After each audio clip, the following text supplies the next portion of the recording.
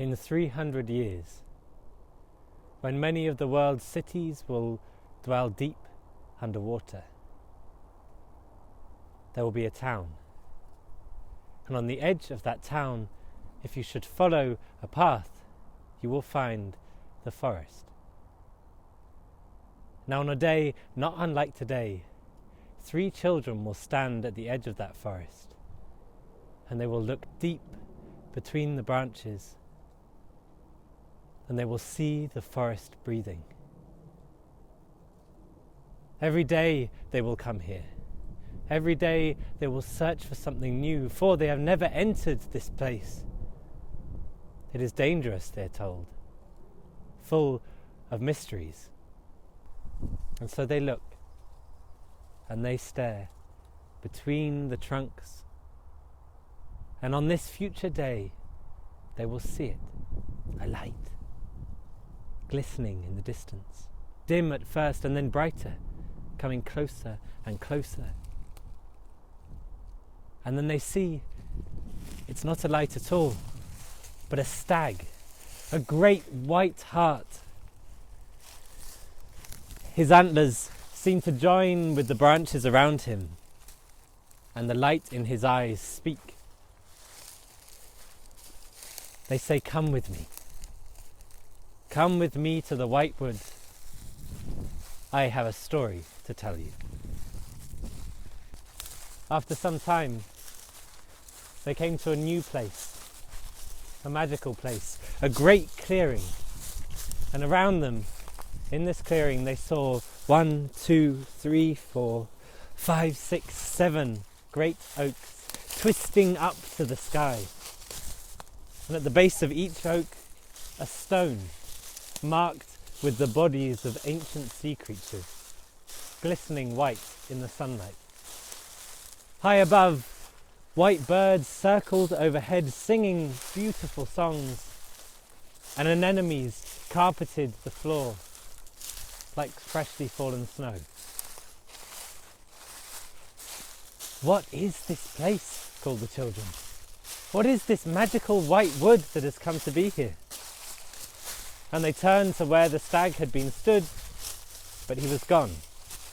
They were alone. And then they heard a noise, rustling between the leaves on the forest floor. And they looked down closer, and they saw then a tiny ant. And the youngest child, she reached down and picked it up. Its antennas were twirling. And it seemed as if the ant wanted to speak to them, to tell them its story. And so they each leaned forwards and they listened to the story that the ant had to tell. My tale begins long ago, deep underground inside an egg. When my time came, I burst out and I clambered up higher and higher.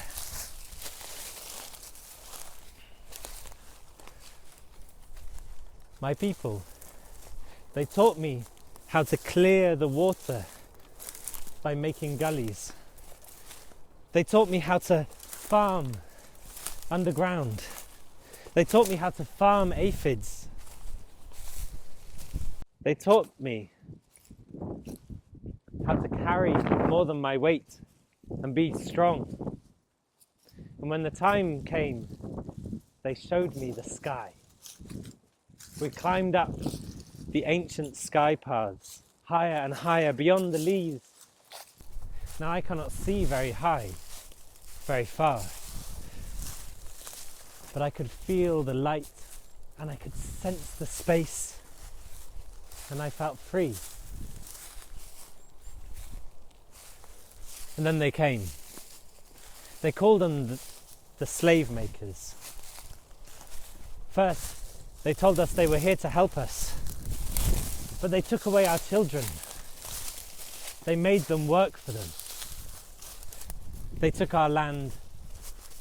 They made us leave our homes. We became their slaves. And over time, my people, they forgot what it meant to be free. They forgot that it was them that dug the gullies that made this land. They forgot that they owned this place, that it was their story. But I do not forget. For I know that if you climb those sky paths up to above the branches, there is space up there. And I know that as long as I do not forget my story, a part of me will always be free.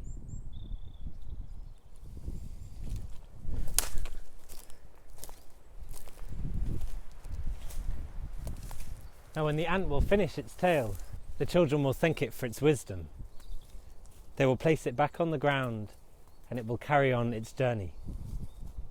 And just when the children will think that the story is done, the branches on the trees, they'll begin to shake in the wind. And it will be almost as if the trunks are vibrating with sound. It will be like the trees themselves want to tell their story, and so the children, they will listen. And this is what the trees will tell them. My story begins long ago. Back when this wood was free. Birch and oak and spruce. This was our home. And the home of many others, birds and beasts. And then a whisper came on the wind. And the whisper became the call of the crows. Wah! Wah! Wah! Far away in the south, great fires were raging, and we were needed. And so they came, the humans, with their metal, and they chopped each and every one of us down. They lined us up in neat rows, and they marched us off across the sea. When we reached this barren land, they used us to prop up hundreds of miles of trenches. They turned us into bridges for soldiers to walk across, into huts for them to sleep in, and into boxes for them to keep their weapons. And we were proud. We were proud to be serving our land. But none of us returned. Splinters, under mud, under blood, under memory. Now in time, the soldiers that survived, they returned to the valley and they planted new trees in that place, which grew to be tall and strong, but nothing was quite the same anymore.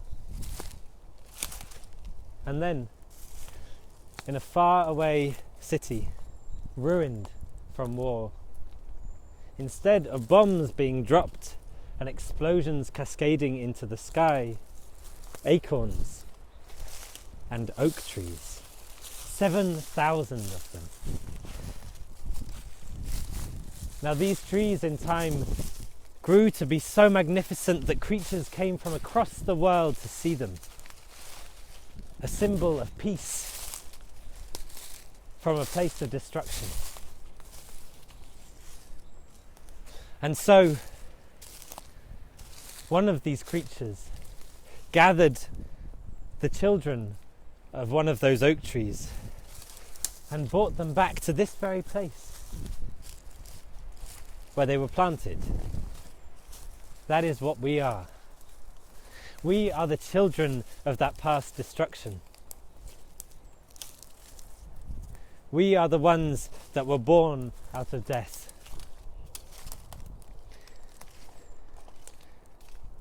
And we stand in this circle as a symbol for peace for all those that choose to come here and hear our story. That is the truth of the White Wood.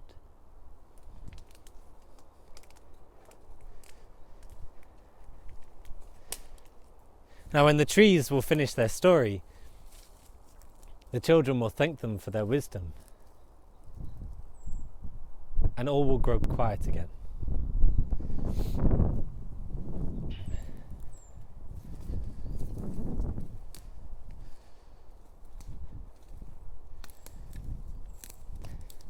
But just when they think the story of the Whitewood is over, the ground itself will begin to rumble, as if a new story is wanting to be told from the earth itself.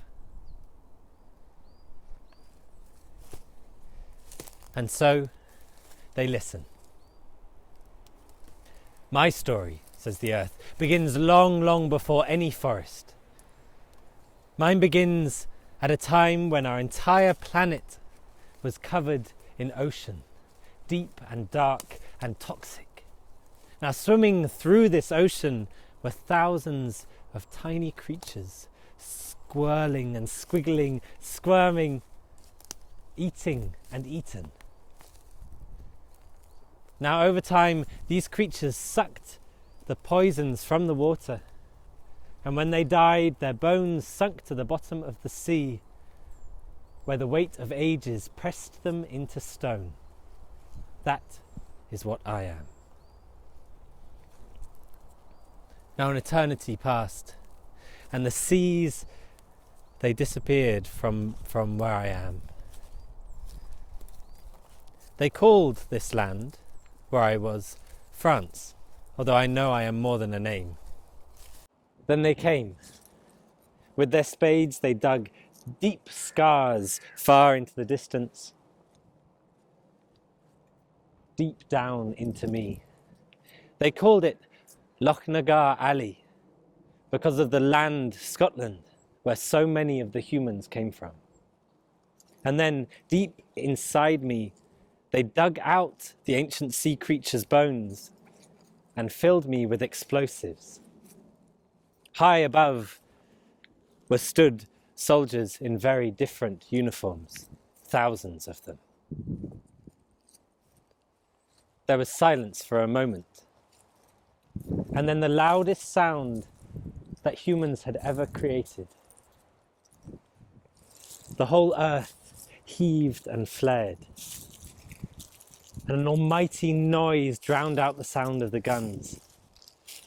A great column rose up into the sky. There it hung, or seemed to hang for a moment, like the shadow of some great cypress tree, before cascading down dust and debris. I lay there then, out in the open, a great eye, Loch Nagar crater. Over time, my skin of mud and of bones and of metal grew green once more.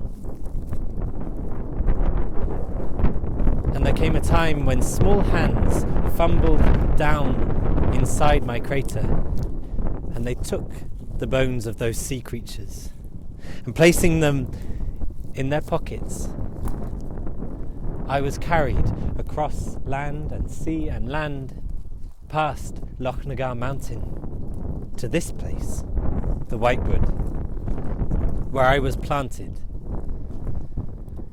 Now the bones of my sea creatures, they fed these trees, and they made them grow tall and strong. That is the true story of the Whitewood. And when the land will finish its story, the children will thank it for its wisdom, for they never knew that the land beneath their feet was once alive. And just when they think that they know the story of the Whitewood, the sun will begin to twinkle on the edge of the canopy in the distance, and the sky will begin to grow golden. It seems almost that the light itself wishes to tell its story. And so the children, they will listen. And this is what it shall say. My story begins long before any life, long before these trees were growing, long before these mountains were even here, for my story begins at the beginning of all time. First there was darkness, nothing. And then came the word, then came the promise, then came the light. And I shone in all directions, and everything was possible. For you see, I am the glint in a newborn baby's eye.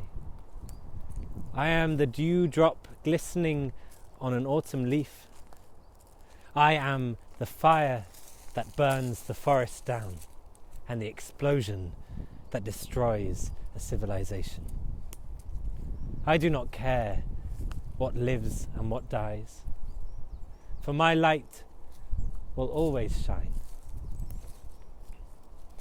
Now I do not know if humans are destined to rise together or to descend into a fire of destruction through greed and ignorance. But something I do know is that all light creates a shadow, and the brighter I shine, the darker the dark may become. But just as the moon reflects the light of the sun, so too may any life reflect my light. Now there was a time not too long ago when people came to this place and they planted trees. With muddied fingers they got down on hands and knees and they planted new lives for peace. And when they did this, I saw them shining. For you see, that is the story of this place, the light of this land. Mine is the story of the white wood and no other. And when the light shall finish its story, it begins to fade on the horizon, and the sky will grow red for a time and then dark. And the children, they will realize that they are growing cold, that they are hungry, and that they are far, far from home. And although they are fearful and they wish to return, the land does not know. You think yours is the story, came the rustling of the ants deep below. You think yours is the way, but this is our place. We made this soil. We know the rocks. We know the mosses. We are the story of the white wood. You think yours is the story? Cried the trees, shaking their branches. We are the home of this place. We are the white wood. Can you not see that ours is the real story? And then the land began to rumble, and it called out, your stories are nothing. I have seen forests come and go in an instant. I am the story of this land. That is the real story of this white wood. And the light shone down and it said, all your stories are meaningless. I have been here since the beginning of time. Mine is the white wood story. And just then, the moon, shining bright above, began to burn the land itself. And thus the earth, it tightened around the roots of the trees, and they squealed in pain and bashed their branches, and the animals, they fell. Stop, will call the youngest child. Can you not see that though you speak of peace, you act of war? Can you not see that all of your stories are true? Now let me tell you a story. My mother told it to me, and her mother told it to her all the way back 400 years. Now at this time, in our town, there were geese, hundreds of them, that lived with us, in our houses, on our streets, in our squares.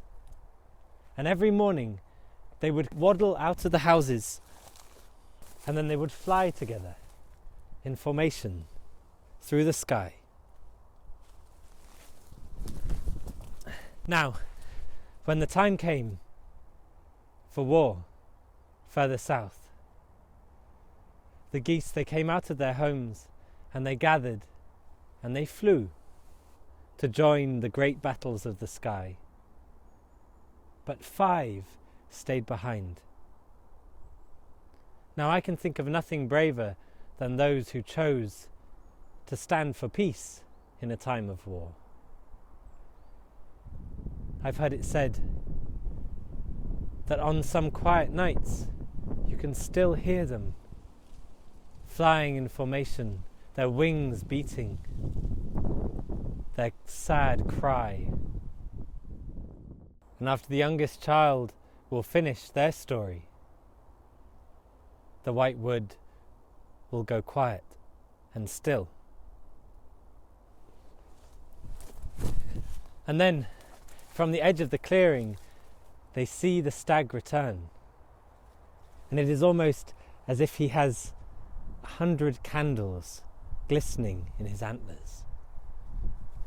"Thank you for bringing peace to this place," the stag will say. "Thank you for restoring the story of this land. For you see, I was once a great warrior, and I fought many battles, but now my time is done.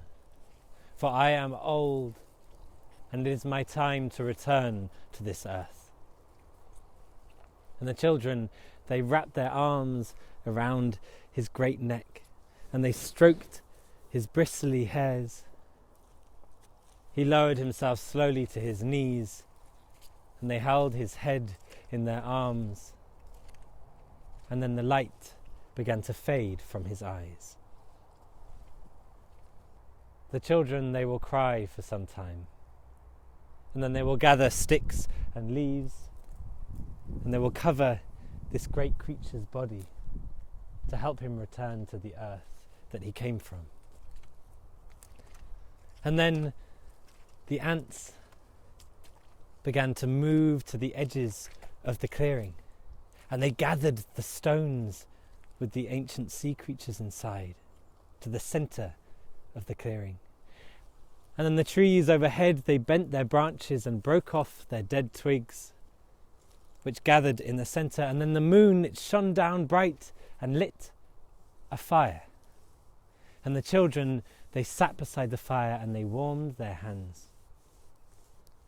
Now it won't be long before they leave that place, and they'll be guided by the stars back to the path, back to their town, back to their families. It won't be long after that until they sit with their people and they tell them of this place of peace. And then it won't be long after that until the people return to the white wood once more. But let us leave them 300 years from now to sit beside the fire, to warm their hands, and to tell stories of a more peaceful future.